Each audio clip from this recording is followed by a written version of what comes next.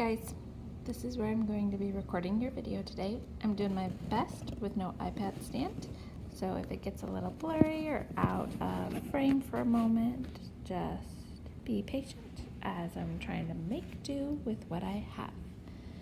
Just so you know, I gave my husband the stuffed animal that you sent over with me, and he thought it was pretty cute and actually slept with it on the pillow next to him last night. So thank you for thinking of him. And let's get right into our chapter 35 of The War That Saved My Life. Maggie came home briefly at Easter. She was shocked by how much work I was doing and also by the state the stables and house were in. Her house, not Susan's. "I've told Mom we've got to shut up most of the rooms," she said. I'd learned that Maggie was 12 years old, top of her form in her current school, though she'd moved to a different school for older girls next year. Trying to keep on as we always have without enough staff is pointless, and Grimes must have help or he'll drop over dead. "It's not that you're not wonderful," she added, cutting off my protests, "but it's ridiculous. You'll drop dead too." "She's still paying for a gardener. He can help Grimes, and we'll turn the park into crops. We're supposed to be doing that anyhow." I nodded. Susan had hired the vicar's gang of boys to dig up most of what was left of our back garden and cut out the bushes in the front. We were planning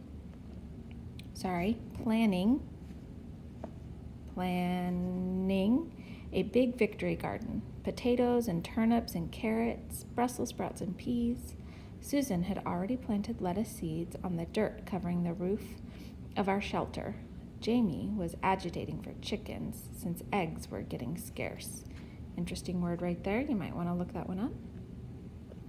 "Most of the evacuees in town are gone," Maggie added. "Mom said so. It makes her feel she hasn't done her job properly. Do you think you'll leave?" I shook my head. Our mom thinks we're safer here. I'd written to Maggie several times over the winter, but not once had I been able to tell her about Mam's disappearance. I didn't want Maggie to see me as rubbish, easy to throw away. "Friday's my birthday party," I added. "Will you come to tea? We're going to pretend I'm turning 11.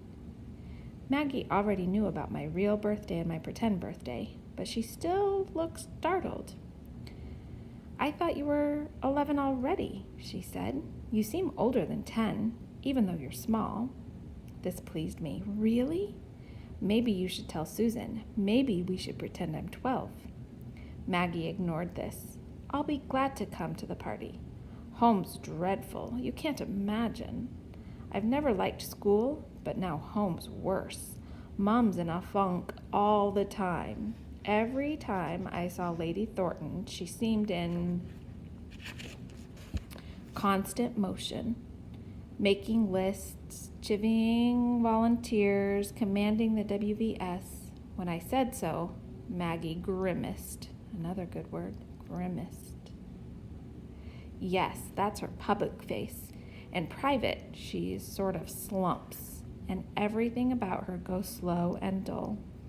I didn't know she'd gotten like this. When she writes me letters, they come from her public side. Jonathan had finished his pilot's training, Maggie said. He had been sent to Stratford RAF base, which was north of London somewhere. Mom can't get past it, she said. Her brothers died in World War I, all three of them, pilots. I shuddered. Maybe Jonathan should have gone into the infantry. That's what Dad said, but Jonathan's like my uncles were, dead keen on flying. He's always wanted to, even before the war. Mom told him she absolutely forbade it, but he signed up anyway. He was 21, so she couldn't stop him. "If he dies, Mom will die too," Maggie said.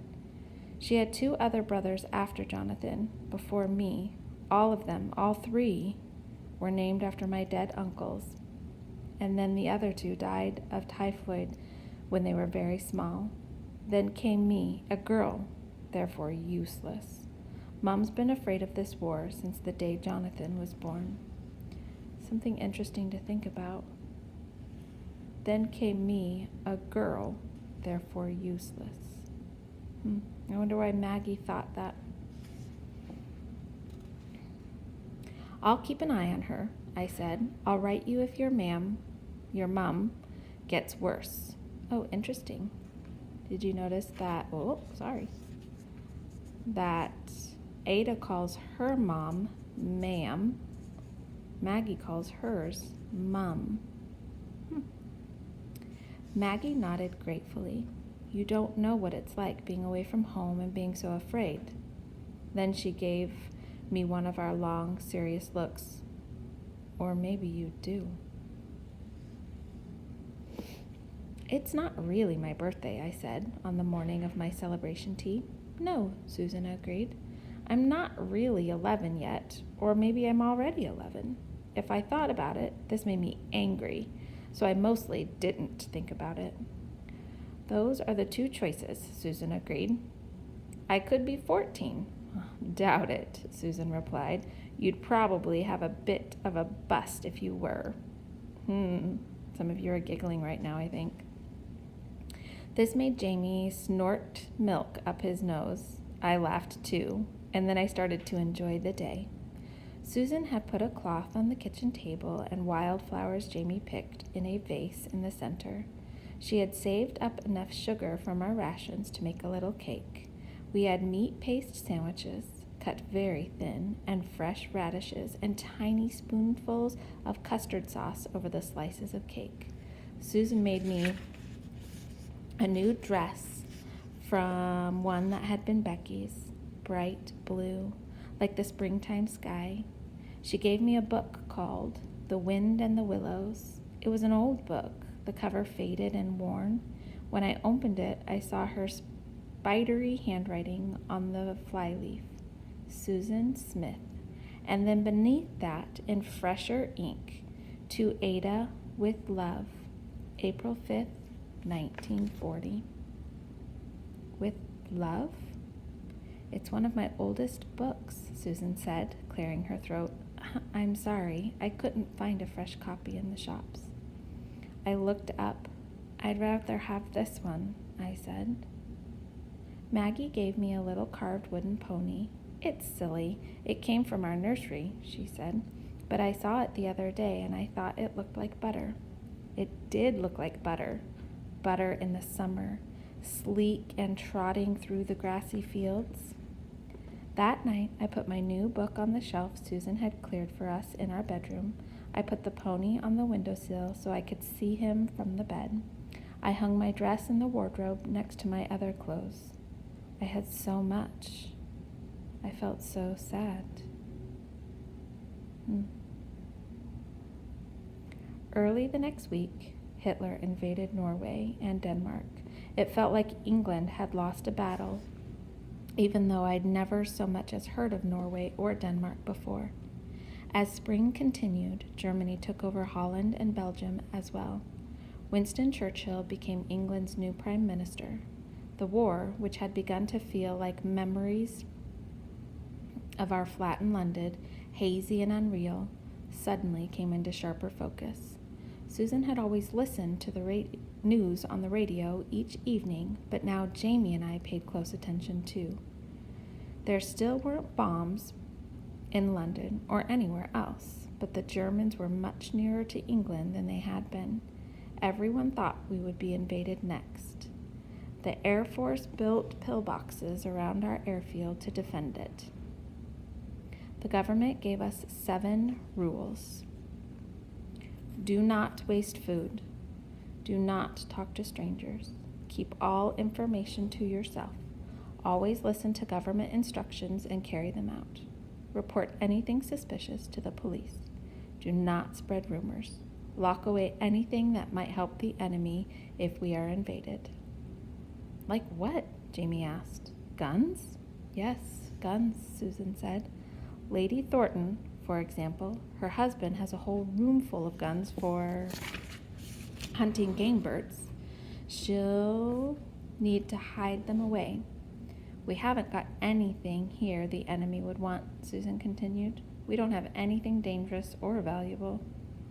You aren't to worry, she said. Even if the Germans do invade, they won't hurt children. They didn't hurt children in Norway or Holland. Somehow, this didn't make us feel better at all. The rumor in the village was that Holland had been full of German spies sent in before the invasion to help it go smoothly. The spies were called fifth columnists. I didn't know why.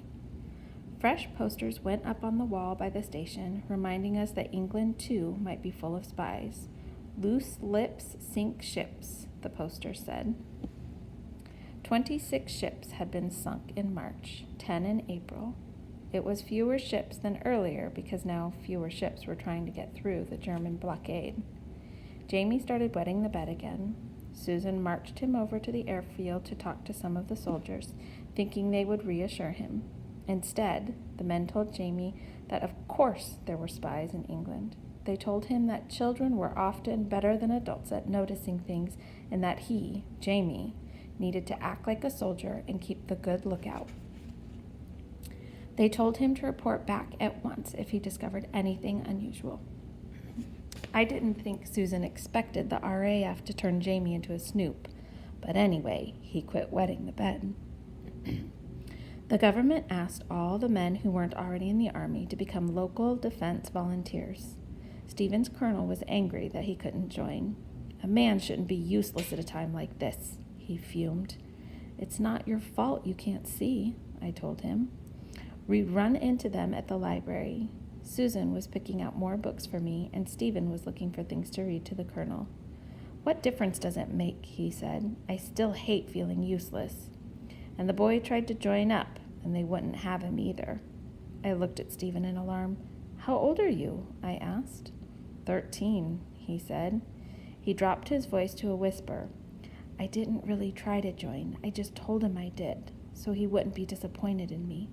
It's nearly a full-time job taking care of him. Who does he think would... Ooh, what's that word? Queue?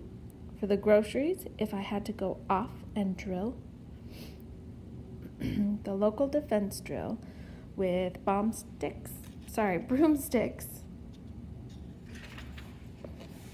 because they didn't have rifles. Stephen said the colonel had donated his guns from when he fought the Boer War. They were 50 years old and full of rust. Useless, Stephen said, but it made him feel better. We had to, there's that word again. Am I saying it right, guys? Queue? For groceries every day now. Maybe that's a good word to type into dictionary.com and see how it's pronounced. Meat was on ration and a lot of other things were hard to find. Onions were so scarce they might as well have been solid gold. No one had realized that all England's onions were imported until they couldn't be imported anymore, and onions took a long time to grow from seed. In the middle of May, Hitler invaded France. The British Army had over 370,000 soldiers stationed there. They fought, and the French fought, but the Germans pushed them back and back. Then came June and Dunkirk. Later, people called it a miracle, but in our village, it felt like a disaster. That is the end of our chapter 35. Please remember that you need to be making notes in your I Notice, I Wonder chart. Pause the video, listen to it again, look up words, have a conversation with those around you. Keep doing your reading strategies to make sure that you are understanding and remembering what our book is about. We're almost done, which means you have a lot of remembering to do before you take a test. Hope you guys are having a good day, and I'm happy to hear that Miss Denise is with you. I will see you, you'll see my hands. I will see you tomorrow for our next video. I miss you guys already. Bye.